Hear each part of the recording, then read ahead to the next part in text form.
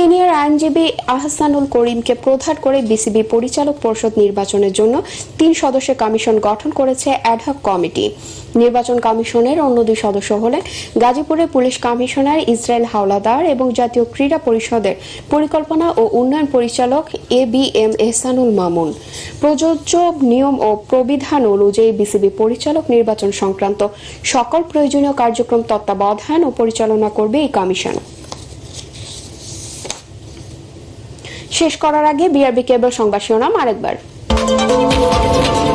সচিবালয়ে প্রধানমন্ত্রীর সভাপতিত্বে একনেক সভায় 16টি বড় প্রকল্প নিয়ে আলোচনা। পদ্মা ব্যারেজের প্রথম পর্যায়ে দক্ষিণাঞ্চলে লবণাক্ততা নিয়ন্ত্রণে নেওয়ার উদ্যোগ।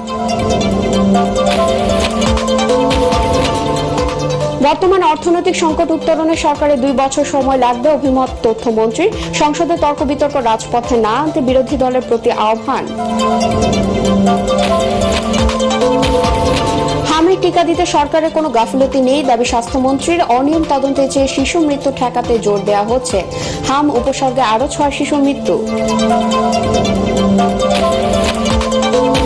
আসছে বর্ষা মৌসুমে ডেঙ্গু পরিস্থিতি ভয়াবহ রূপ নেবে আশঙ্কা বিশেষজ্ঞদের। অনাকাঙ্ক্ষিত মৃত্যু ঠেকাতে এখনই জরুরি ভিত্তিতে সমন্বিত উদ্যোগ নেওয়ার পরামর্শ।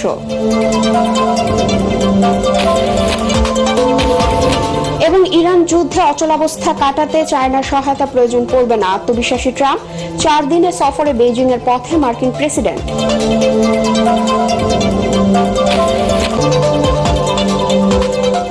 পরবর্তী সংবাদ দেখার আমন্ত্রণ জানিয়ে এখনকার মতো শেষ করছি। এটিএন বাংলা সংবাদ ইউটিউবে দেখতে ব্রাউজ করুন youtube/ATN বাংলা নিউজ। ধন্যবাদ সবাইকে।